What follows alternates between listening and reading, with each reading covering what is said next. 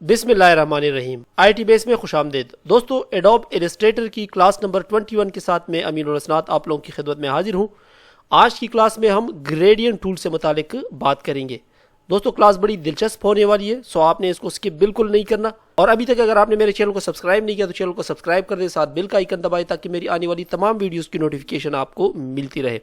दोस्तों, gradient tool basically क्या काम करता है, ये दो या दो से जायद कलर्स को ब्लेंड करता है, यानी एक कलर को दूसरे कलर में तब्दील करने को ग्रेडियंट कहते हैं।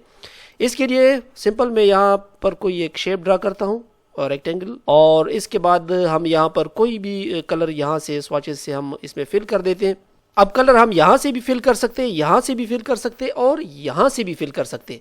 ठीक है, यहाँ से अगर मैं इस पैनल को खोल दूँ तो आपके सामने यहाँ पर स्वॉचेस वगैरह शो होंगे। और अगर ये कलर प्लेट आपके पास नज़र नहीं आ रहा तो आपने यहाँ पर क्लिक करना है और ये पहले हाइड हो चुका होगा, आपके पास इस तरह का शो हो रहा होगा।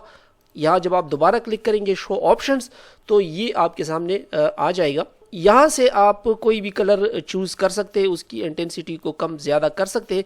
इस वक्त जो मेरे पास कलर सेलेक्टेड है वो CMYK कलर्स है।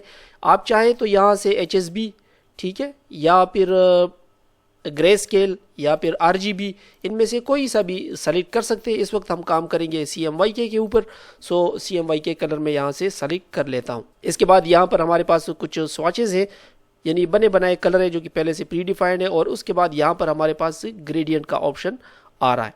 अब ग्रेडियंट में बाय डिफ़ॉल्ट जो है आपको ये ग्रे स्केल ही दिखा रहा होगा, लेकिन अगर आप चाहें तो इसको आप यहाँ से चेंज भी कर सकते हैं, किसी दूसरे कलर में भी इसको चेंज कर सकते हैं।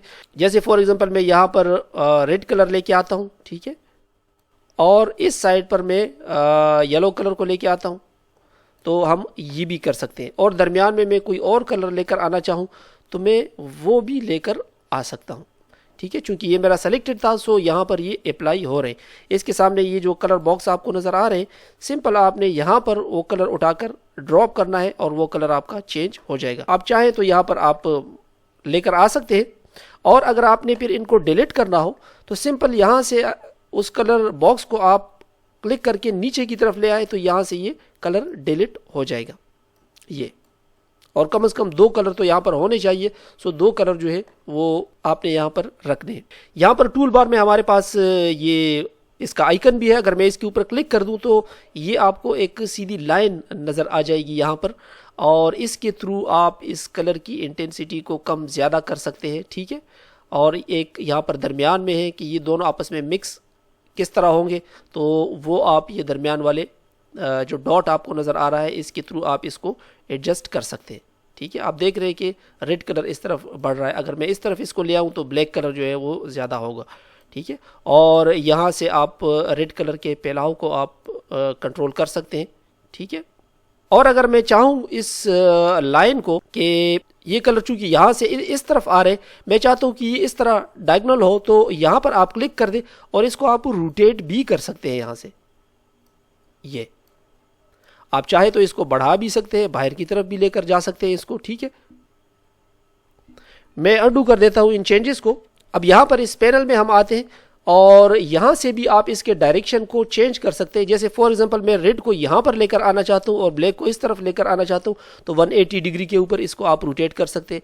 आप चाहे तो इसको 45 डिग्री पर भी रोटेट कर सकते हैं। ठीक है, तो जिस तरह आपको आसानी हो आप इसको रोटेट करके इसकी डायरेक्शन को आप चेंज कर सकते हैं। मैं डिलीट कर देता हूं इन चेंजेस को, और यहां पर मैं एक और शेप ड्रा करता हूं, सर्कल शेप। ठीक है, यहां पर अगर मैं करूं तो यहां पर भी ये अप्लाई होगा, लेकिन बेसिकली इसके लिए अगर आप देखें तो ये लीनियर शेप में ये हमारे पास यहां पर एक और भी तरीका है ब्लेंड करने का, और वो है रेडियल का। ठीक है, रेडियल में ये होता है कि दरमियान से पहल के ये साइडों पे आता है। अगर मैं यहाँ पर क्लिक कर दूं तो आपके सामने इसका कंट्रोल आ जाएगा। यहाँ से आप इसके जो कलर शेप है उसको ओवल शक्ल भी दे सकते हैं। ठीक है, आप इसको बढ़ाना चाहे तो इसको बढ़ा भी सकते हैं। आप यहाँ से इसको मज़ीद इस तरफ भी लेकर आ सकते हैं। आप चाहे तो किसी ऊपर साइड पे इसको बढ़ा दें। ठीक है, और यहाँ से आप इसके जो लाइट है उसको कम या ज़्यादा कर सकते हैं जिस तरह हमने लीनर में किया था। अब मैं ये करता हूँ कि मैं यहाँ पर कलर को चेंज करके कोई बॉल का कलर फॉर एग्जांपल देना चाहता हूँ, तो ये मैंने दे दिया, ठीक है। और इस कलर को मैं वाइट करना चाहता हूँ, तो यहाँ से मैंने वाइट ले लिया। आप चाहे तो कहीं पर भी इसको लेके जा सकते हैं और जितना आप इसको फैलाना चाहे आप इसको फैला सकते हैं। तो ये आपको एक 3D लुक देगा। यहाँ पर क्लिक करने के बाद मैं इसके स्ट्रोक को ख़त्म कर देता हूँ। तो अभी आप देख सकते हैं कि बिल्कुल 3D शेप में आपके सामने आ रहा है। इस तरह आप बहुत प्यारे प्यारी चीज़ें इसके थ्रू बना सकते हैं और उनको आप 3D लुक दे सकते हैं। तो यहाँ पर दोस्तों ग्रेडियंट टूल के थ्रू आप बहुत अच्छे अच्छे ग्रेडियंट्स के थ्रू कलर क्रिएट कर सकते हैं।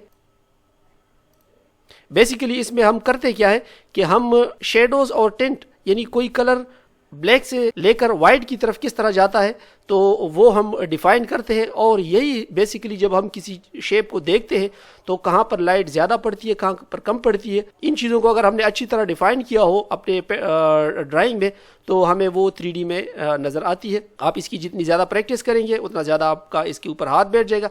बेसिक फंक्शन और तरीका इसका यही है कि आप यहाँ पर कलर्स लेकर आ सकते हैं मुख्तलिफ़ किस्म के, ठीक है, और उन कलर्स को आप यहाँ से रोटेट कर सकते हैं। ये आपके पास स्वॉचेज़ बने बनाए कलर है और उन कलर्स में से अगर आपने किसी ख़ास कलर को कम या ज़्यादा करना हो तो यहाँ से आप स्लाइडर के थ्रू कर सकते हैं। अगर आपने किसी स्पेसिफिक कलर को ही कम ज़्यादा करना हो तो HSB को आप सेलेक्ट कर दें और उसके ब्लैक्स या वाइट्स जो है वो आप यहाँ से आसानी से कंट्रोल कर सकते हैं। मुझे उम्मीद है दोस्तों क्लास आपको पसंद आई होगी। मिलते हैं अगले ट्यूटोरियल में, तब तक के लिए इजाज़त दीजिएगा। अल्लाह हाफिज़।